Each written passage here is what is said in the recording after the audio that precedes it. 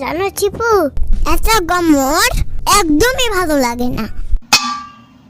আরে ওইটা গমর না, গরম হবে। এত বেশি বোঝো না তুমি। আচ্ছা ঠিক আছে, চুপ থাকলাম। জানো শিপু, আমি একটা সিদ্ধান্ত নিয়েছি। ওরে বাবা, তাই নাকি? কি এমন কঠিন সিদ্ধান্ত শুনি?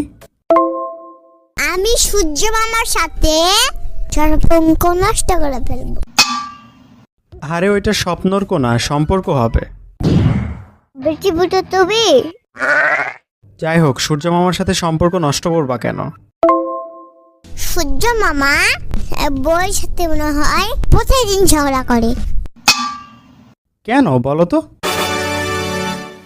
বউয়ের সাথে ঝগড়া করে, তার মাথা গরম হয়ে থাকে, যত রাগ সব আমাদের উপরে ঢেলে দেয়। তুমি একটু ওদের ঝগড়াটা সলভ করে দিলেও তো পারো। আমি বলবো, দেখো অনেক হয়েছে, আমি আর সহ্য করব না।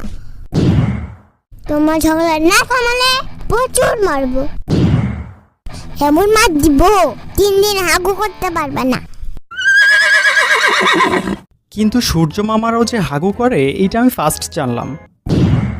তুমি মূর্খ মানুষ, তুমি কি বুঝবা? তুমি করতে পারলে সূর্য মামা কেন পারবে না? আসলেই তো, এই জিনিসটা তো আমি আগে ভেবে দেখিনি। এমনিতেই যে গরম, তারপর আর বিদ্যুৎ থাকছে না, মন চাই যে বিদ্যুৎকে গলা টিপে মেরে ফেলি। থাক, মেরে ফেললে তো আরো আসবে না তাহলে। বিদ্যুৎ তুমি আর পাতলা হাগু একই রকম, কেন? আর কখন যায় আর বোঝাই যায় না। এই যে দেখো আবার গেল।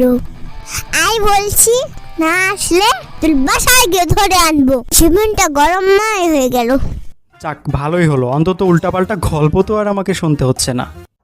শিবের বাচ্চা শিবাও।